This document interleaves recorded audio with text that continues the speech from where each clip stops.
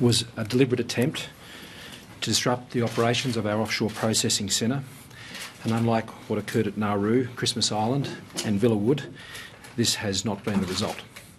The determined and professional efforts of our staff and service providers working together with PNG authorities frustrated that attempt. This morning, the centre resumed its operations.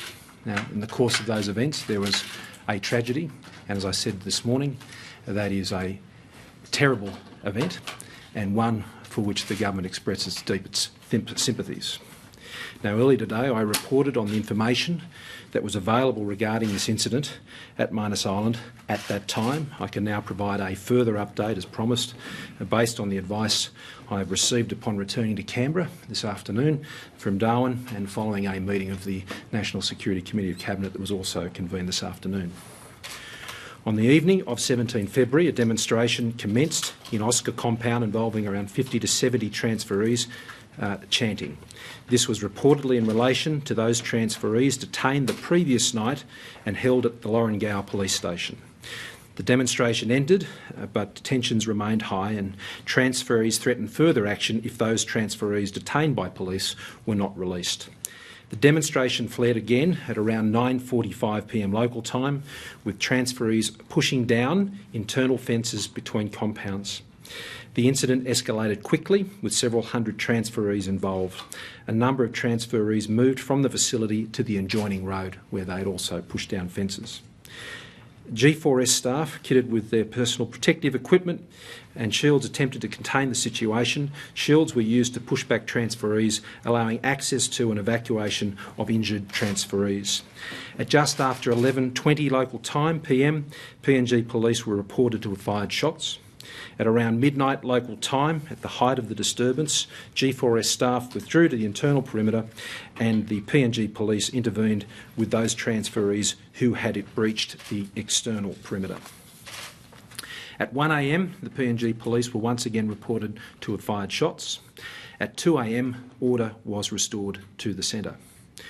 This morning I advised that 77 transferees were treated for injuries, the majority suffering head injuries. 12 remain in a serious condition and are receiving treatment, and a further 3 have been positioned for medevac to Port Moresby. The person who was shot in the buttocks has already been transferred to Port Moresby, where they will receive their treatment and will not be further transferred to Australia. The critical case involving a probable skull fracture has already been transferred to Australia. Immediate action taken today was as follows.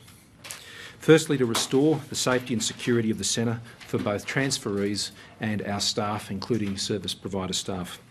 Secondly, 100 additional security staff have been placed on standby for deployment at Manus.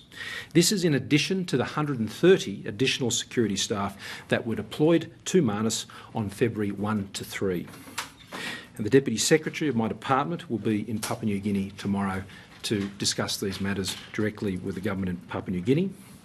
Immediate repairs to infrastructure have been undertaken and are continuing. That includes the lighting, power, furniture, windows, restoration of fencing and things of that nature.